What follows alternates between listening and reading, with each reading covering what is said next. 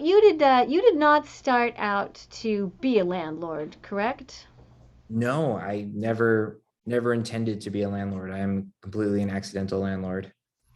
And you ended up renting to someone because you bought a house, and then right at that moment, COVID, the shutdown started, right? Was that right? Exactly right. And then you made an agreement with the person that you had just bought the house from to let them stay in the house for the short term because of COVID.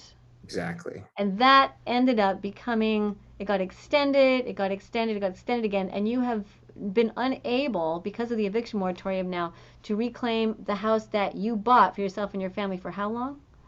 It's now been 2 years. Has it been 2 full years?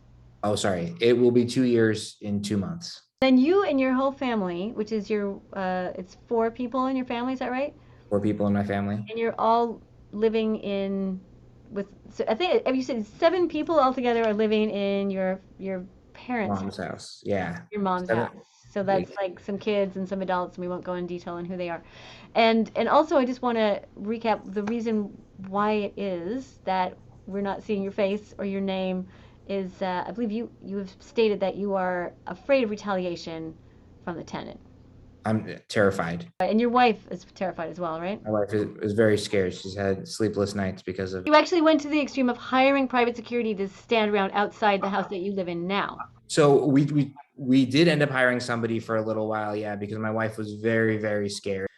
Unfortunately, everyone I talked to said there's not enough actionable here from like a legal standpoint to go do something because none of the threats at me were direct. They were all veiled. And this is, you got this opinion from a lawyer that there's I not did. enough. I also talked to two lawyers, one tenant lawyer, one lawyer who's kind of broader counsel, who I ended up engaging and just to discuss the situation with, which is very expensive to do. Yes. So, I ended up working with him and kind of what it came down to was, he said, look, there's no, with the eviction moratorium, you can't get this guy out of here. We own no other house. This was the house that we saved up for, finally found something and bought it. So this was going to be the house for my family, which is just me, my wife, and now 2 kids. And yeah, before that, we'd spent, 5, 6 years living in my mom's house.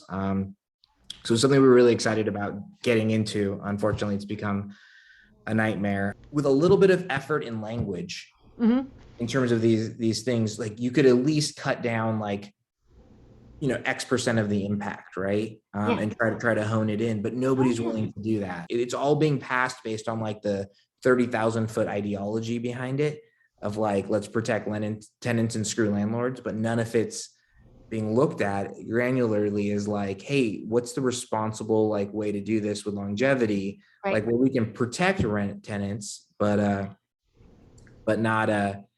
not put all these good landlords, like which is some huge percentage of landlords or small landlords and people like, just not.